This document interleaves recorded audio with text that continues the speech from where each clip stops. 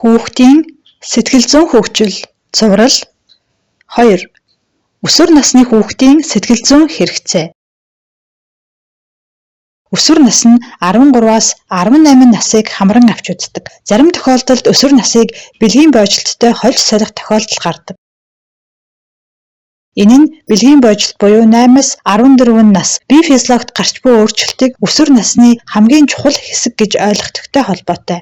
Бэлгийн бойжилт гэдэг бол физиолог болон дааврын хөгжил. Гэвч үүндээ өсвөр насны хөгжилд тархины хөгжил, нийгмийн сэтгэл зүйн хөгжил, харилцаа холбоо гээд олон талын хүчин зүйл нөлөөлж байдаг.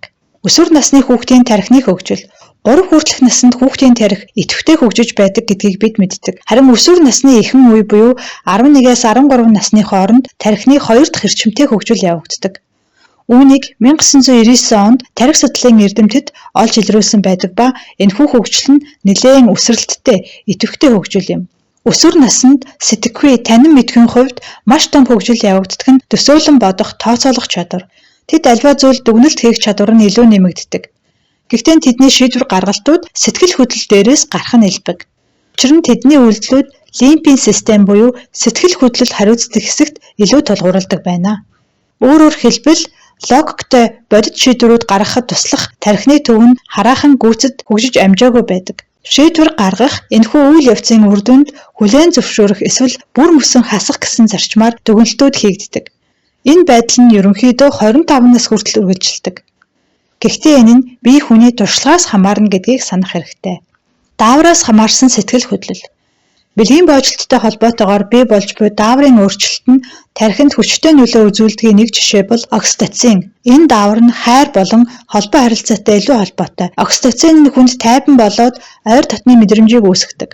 Өсвөр насныхны хувьд энэхүү дааврын нөлөөгөөр хүн бүр өөрийг нь анхаарч байгаа гэсэн мэдрэмжийг үүсгэдэг. Зарим судлаачдын судалгаанаас харахад энэ мэдрэмж нь 15 орчим наснд хамгийн орвил цагтээ хүрдэг. Тэд нэг талаас насанд хүрэхчид шиг биеэ авч явах гэж хичээдэг боловч шагнал, урамшуулал, магтаалд дуртай байдаг. Өөрөөр хэлбэл тэд хийж буй үйлдэлүүдээр бусдаас хүндлэл, магтаал авахыг хүсдэг. Бусдын хайр халамжийг авах, анхаарлын төвд байхыг илүүтэй хүсэх хүсэл биелэхгүй тохиолдолд тэд сэтгэлээр унаж өөртөө сэтгэл ханамжгүй болдог. Нийгмийн дэвшүүр. Тархинд явагдаж байгаа хөгжлийн процесс нь өсвөр насныхныг илүү эмзэг, сэтгэл хөдлөл өндөртэй, хоёрдмол болгодог ба эцэг эхчүүдийг төөрөгдөлд оруулдаг. Түүнчлэн тэдний нийгмийн айдас насанд хүрэгчдийг бодвол илүү өндөр байдаг нь төсөөлөх чадвар болон бусдаас магтаал сонсох хүсэлтэй холбоотой. Өсвөр насныхны өөрийн үнэлэмж нь дотоод гэхээсээ илүү гадаад сэдэлтэй. Түүнчлэн тэдний бодол санаа тогтворгүй байдаг. Тэдний үзэл бодол, шийдвэр гаргах чадвар нь тогтворжиж амжаагүй байдаг учраас асуудалтай нүүр тулахдаа буруу шийдвэр гаргах магадлал өндөр. Тиймээс эцэг эхчүүд хүүхдийнхээ бие махбод нь хэр зэрэг өндөр болсноос үл хамааран тэд хөгжиж байгаа гэдгийг нь санаж хараа хяналтаа тавих ёстой. Уур бухимдал ба эмзэг байдал. Өсвөр насныхны санаа зовдөг, сэтгэл судлаачид ханддаг томоохон асуудал бол уур бухимдал байдаг. Тэдний хувьд харилцааны чадваруудыг олж эзэмшиж байгаа ч түүнийг хараахан бүрэн ашиглах чадваргүй байдаг.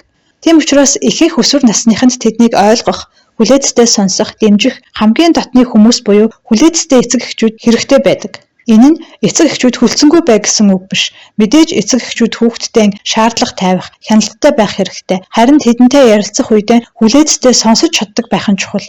Мөн эцэг эхчүүд хүүхдийнхээ хувьд үлгэр дуурайл авдаг баатартай адилхан. Тэд ярихдаа дуугаа өндөрсгөх эсвэл үл тоомсорлож эхэлвэл хүүхдүүд ч мөн түүнийг нь дуурайдаг. Та хүүхдээ хаашин чиглүүлэх вэ? Өсвөр насныхны сэтгэл хөдлөл мэдрэмжүүд нь дурсамжуудыг илүү бат бөх хадгалахад нөлөөлдөг. Өөрөөр хэлбэл тэд болж буй үйл явдал, нөхцөл байдалд насанд хүрэгчид болон бусад насны хүүхдүүдийг бодвол илүү мэдрэг ханддаг.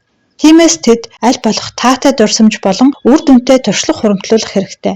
Цаашлаад нийгэмд амжилттай байх буюу бие хүний төлөвшлийн суурь чадваруудын 70% нь өсвөр наснд бүрэлдэн тогтдог.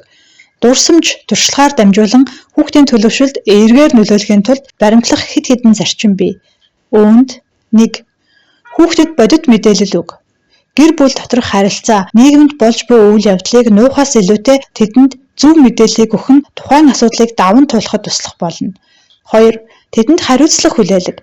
Өсвөр насныхан өөрийгөө хамгийн чухал гэж үзэх нь илүү байдаг учраас бусад хүний өмнө хариуцлага хүлээлгийг сургах хэрэгтэй. Жишээ нь гэрийн ажилд оролцох, аав ээжигээ сонсох, дүү нарынхаа хичээлийг хэлэх гэх мэт. Үүний тулд гэр бүл доторх ямар үүрэг гүйцэтгэх вэ гэдгийг тодорхой болгож өг. Харилцаа холбоогоо тасалдуулж огт болохгүй.